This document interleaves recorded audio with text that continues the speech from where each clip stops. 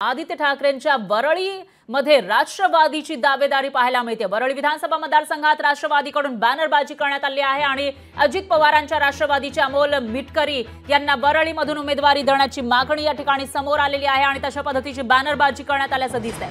वरळीमध्ये पुन्हा घड्याळ येणार अशा आशयाचे बॅनर या ठिकाणी लागलेले आहे। तर मनसे नेते संदीप देशपांडे हे सुद्धा वरळीमधून निवडणूक लढण्यासाठी इच्छुक आहेत, त्यामुळे आता वरळीकरांसमोर पर्याय असणार असं दिसतंय। एकीकडे असतील अमोल मिटकरींच्या नावाचे या ठिकाणी बॅनर लागलेले आहेत, त्यांना उमेदवारी मिळावी यासाठी बॅनरबाजी करण्यात आली आहे। तर दुसरीकडे मनसेकडूनही या ठिकाणी मोठ्या प्रमाणामध्ये तयारी केली जाते।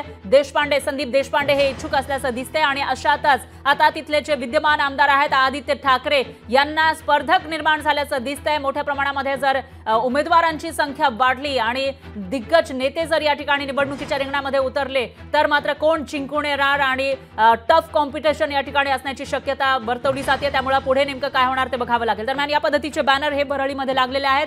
अमोल मिटकरी जे सध्या अजित पवारांच्या राष्ट्रवादीमध्ये आहेत त्यांना या ठिकाणी उमेदवारी मिळावी यासाठी बॅनरबाजी करण्यात आली आहे आणि अमोल मिटकरी यांची दावेदारी या ठिकाणी पाहायला मिळाली। दरम्यान इथला आढावा घेतलेला आहे आपल्या प्रतिनिधी मीनाक्षी महात्रेंनी।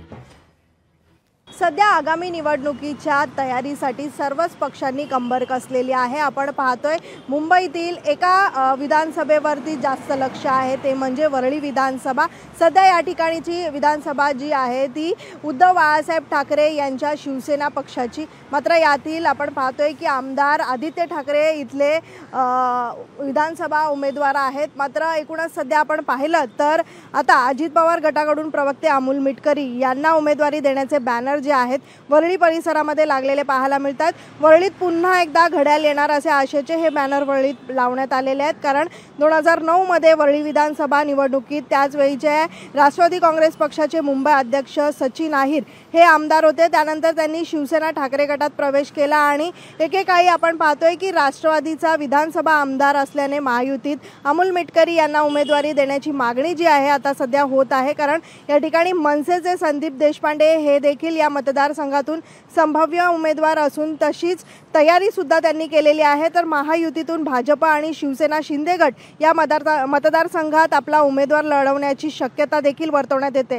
त्यामुळे महायुतीतून ही जागा कोणाला मिळणार याकडेच आता सगळ्यांचं लक्ष लागून राहिलेलं आहे।